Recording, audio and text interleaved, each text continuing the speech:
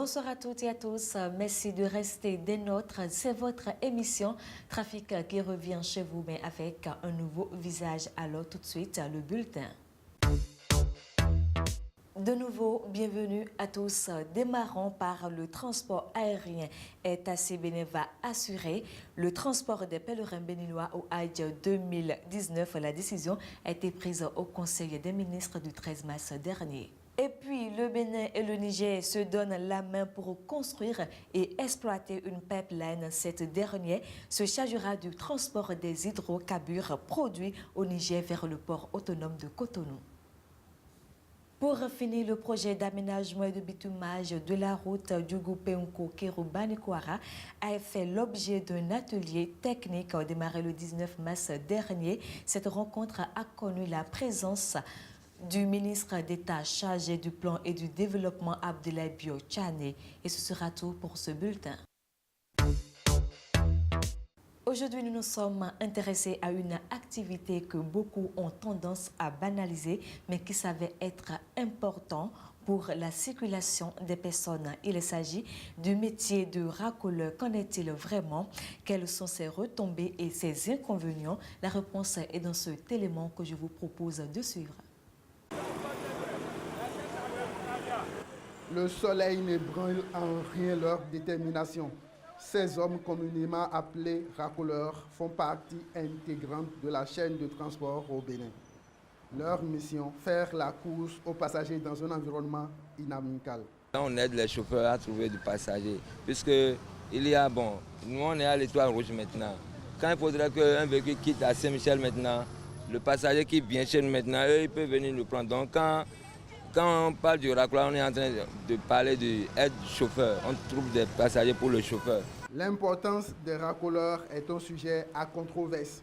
Seuls les chauffeurs en chômage doivent, semble-t-il, pratiquer cette activité. Il nous dérange.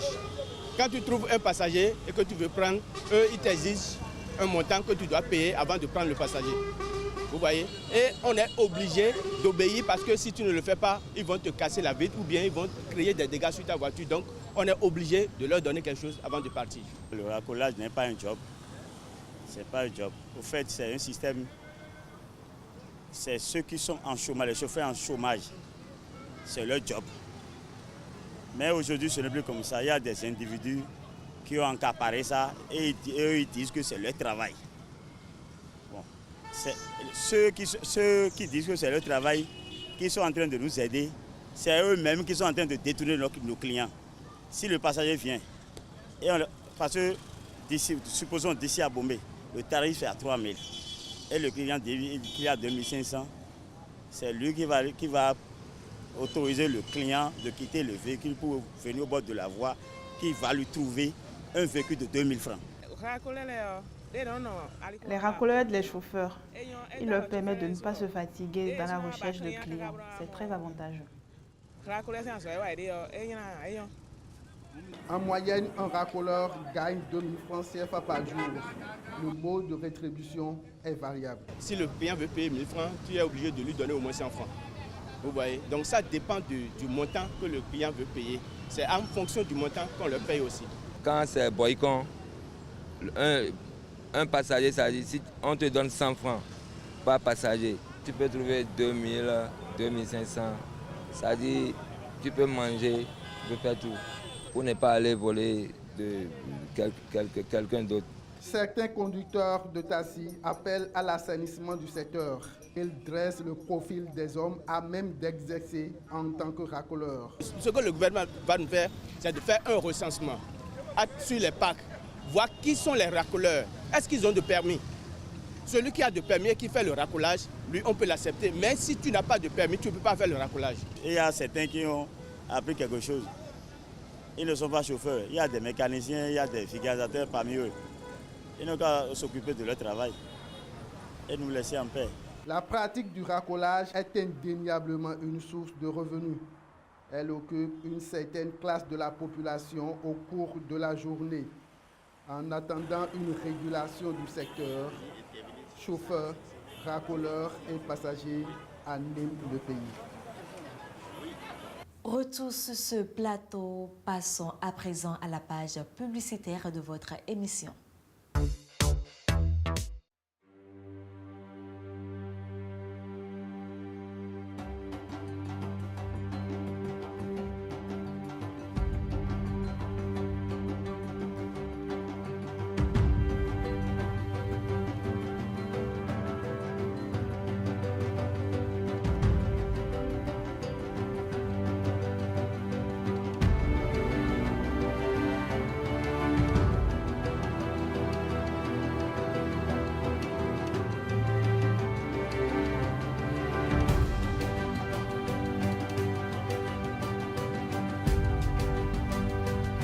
Rwandair, fly the dream of Africa.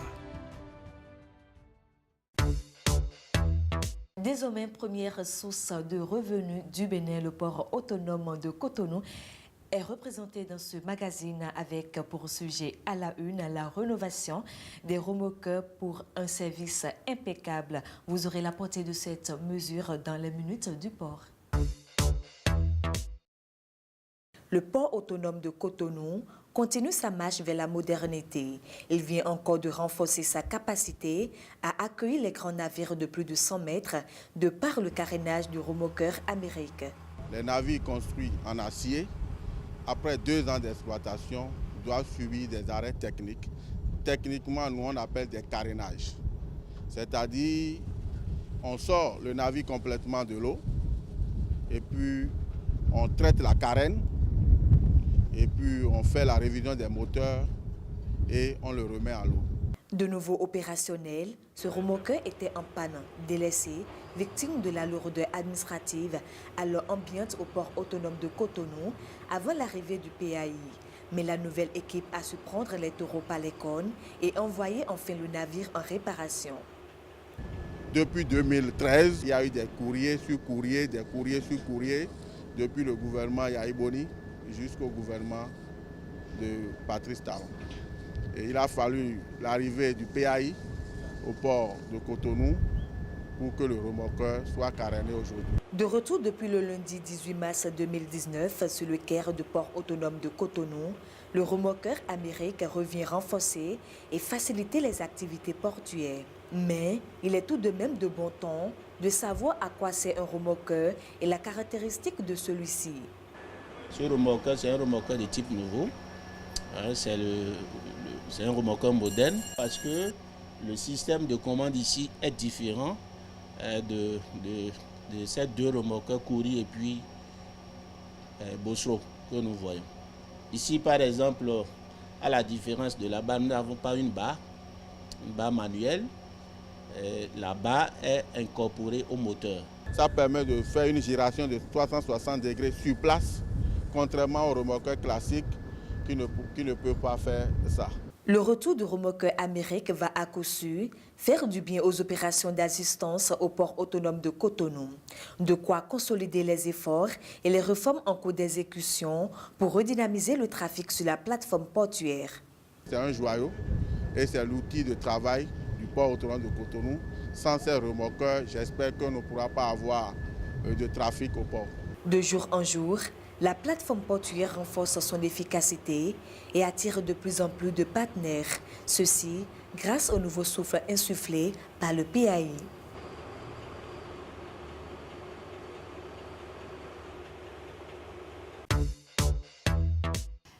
C'était donc les minutes du port consacrées à notre partenaire, le port autonome de Cotonou. À présent, nous allons recevoir l'invité du jour. Nous recevons pour vous un moniteur d'auto-école avec qui on traitera de l'éducation routière. Il s'agit bien sûr de M. Bariga Armand. Bonsoir, monsieur. Bonsoir, madame. Vous êtes moniteur d'école. Bien entendu. Voilà, alors dites-nous ce qu'on entend par éducation routière. Éducation routière est l'ensemble d'apprentissages qui permettent de se protéger des dangers de la circulation, de tenir compte des autres usagers et de l'espace routier et d'acquérir toutes les connaissances concernant la sécurité routière.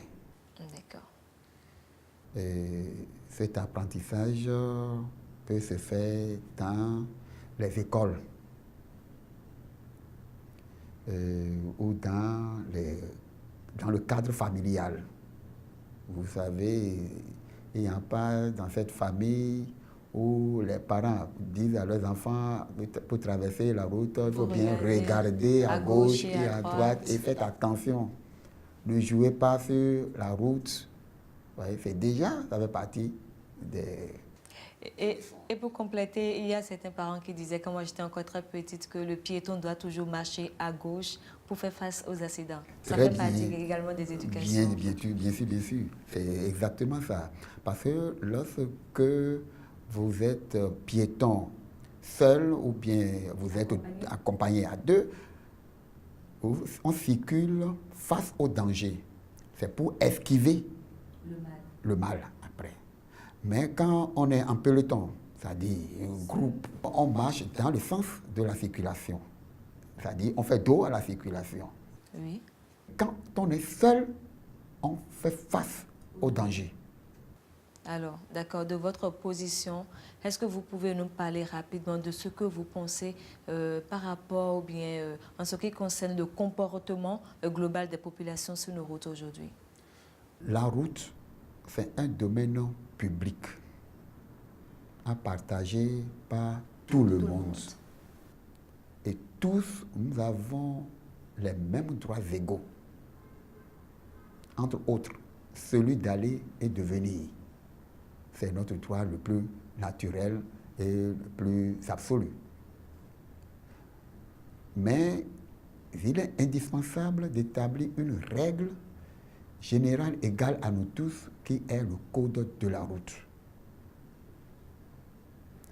Alors, chaque usager, quelle que soit la catégorie d'usager, doit apprendre et connaître ces règles de circulation pour pouvoir l'appliquer.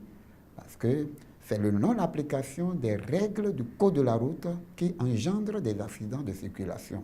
Et quelles sont rapidement les grandes règles qu'on doit obligatoirement respecter sur la route? Vous savez, parlons d'abord du domaine de la route. D'accord. Parce que sur la route, chacun a sa place. Et chacun a son tour. Je vous étonne. Déjà, on sait que les piétons ne peuvent pas marcher du côté des véhicules ou bien des motos. Donc, c'est déjà une place. Alors, pour qu'il y ait plus de sécurité, parlons d'abord de la route. C'est un passage à revêtement spécial, ouvert à la circulation publique. Et elle comprend plusieurs parties. Les deux bords latéraux sont aménagés et réservés à la circulation des piétons. Quand on parle du bord droit de la chaussée, c'est la partie extrême droite de la chaussée seulement. Maintenant, la chaussée proprement dite, c'est la partie carrossable qui est en pavé ou bien bitumée en goudron. Réservée à la circulation des véhicules. Uniquement des véhicules. Maintenant, pour que les véhicules circulent en ordre et pour éviter les désordres, la route est subdivisée la chaussée plutôt, excusez-moi, est subdivisée en des voies. Encore? Oui. Des voies. Et chaque véhicule circule dans sa voie.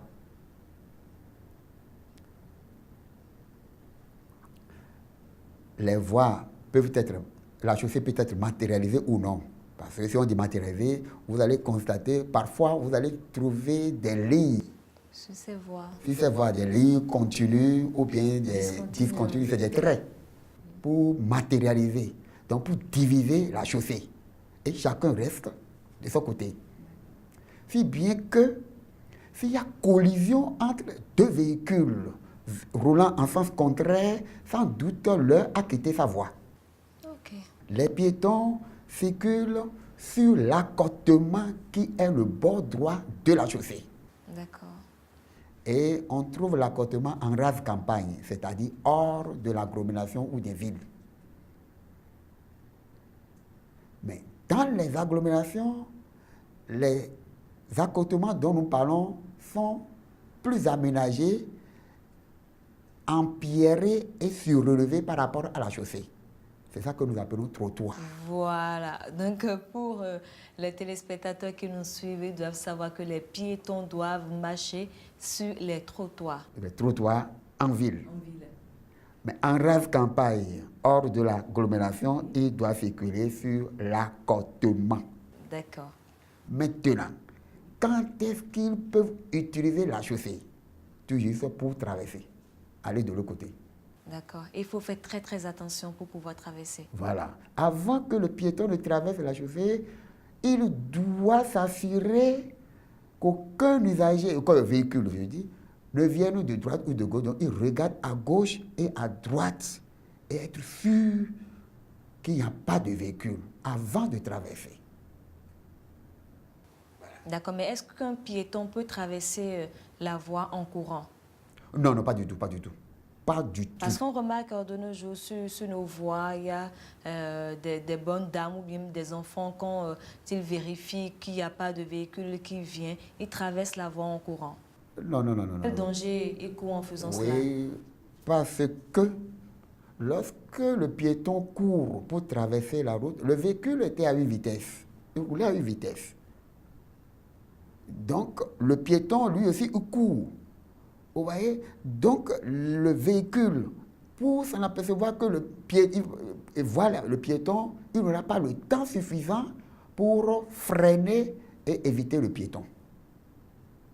Donc, lorsque le piéton veut traverser la chaussée, d'abord, il s'est assuré qu'il n'y a pas d'usager, il n'y a pas de véhicule venant de droite ou de gauche, et maintenant, il peut traverser en marchant. Et quand un véhicule le verra, le conducteur de ce véhicule doit s'arrêter et lui céder le pas. Parce que le piéton, c'est un usager très fragile. Il n'est pas protégé. Mais le véhicule, c'est d'abord, tout est en tôle, et lui aussi, au moins, il a de pare-choc. Le piéton n'a pas de pare-choc. Il n'a que ses pieds pour traverser. Voilà.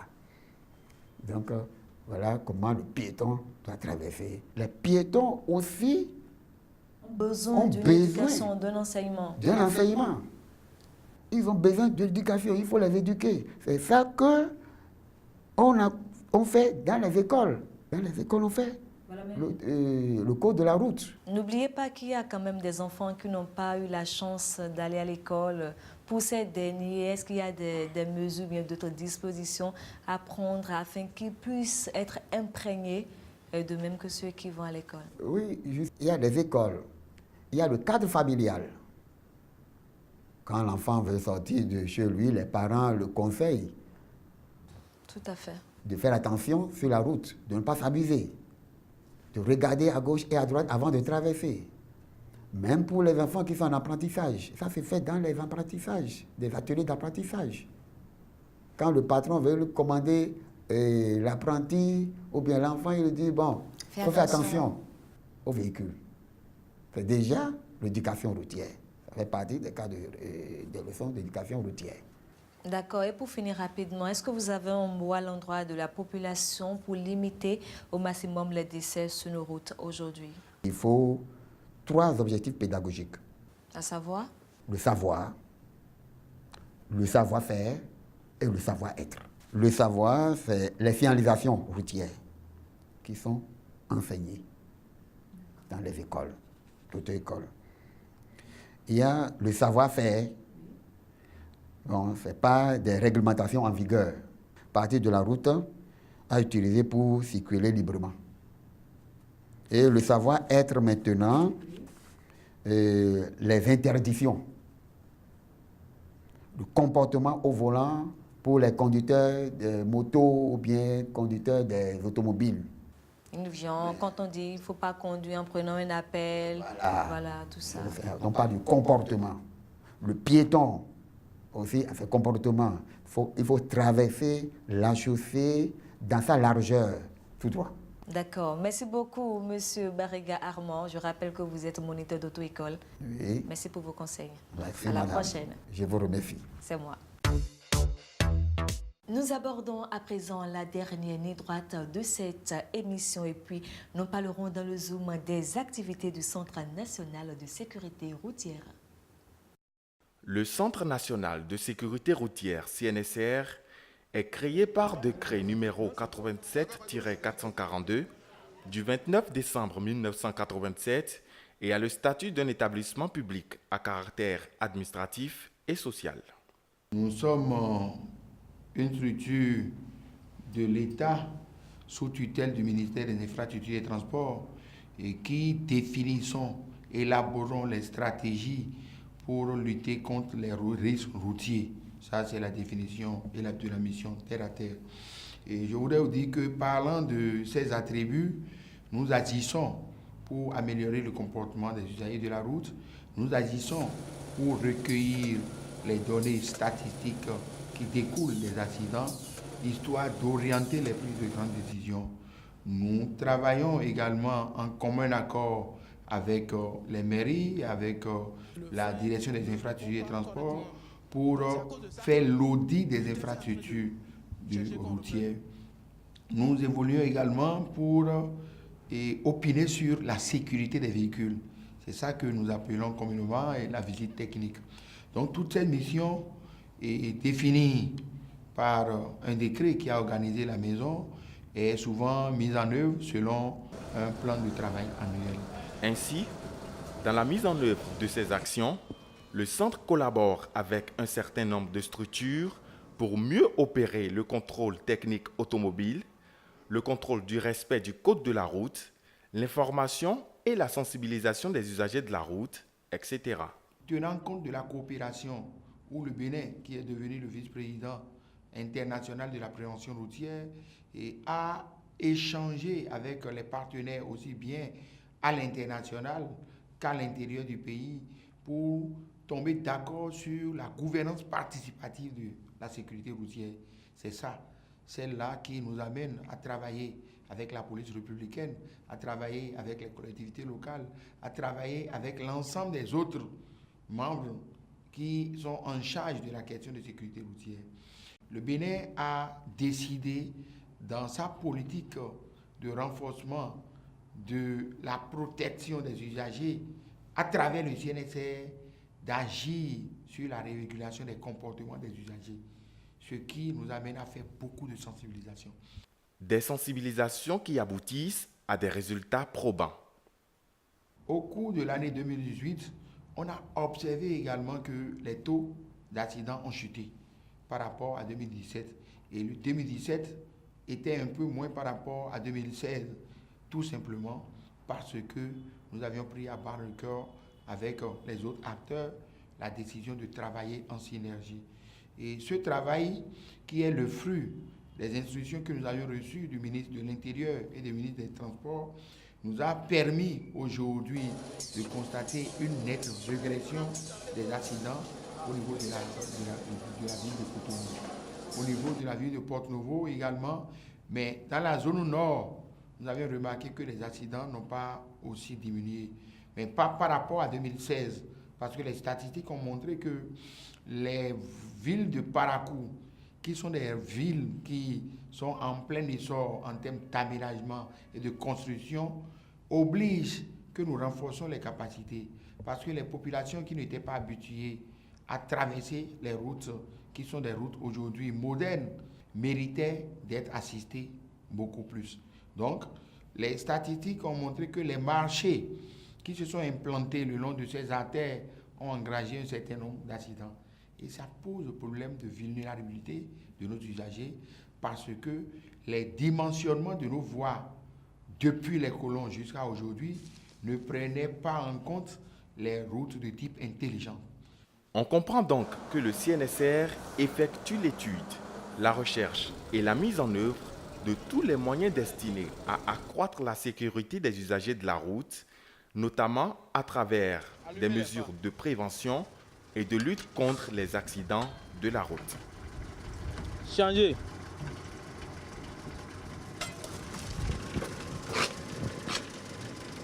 Lancez.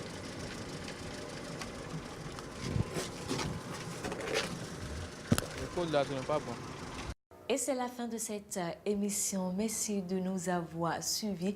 Prenez le rendez-vous le vendredi prochain pour un autre numéro. Mais en attendant, passez un excellent week-end et n'oubliez surtout pas de rester vous-même dans la vie.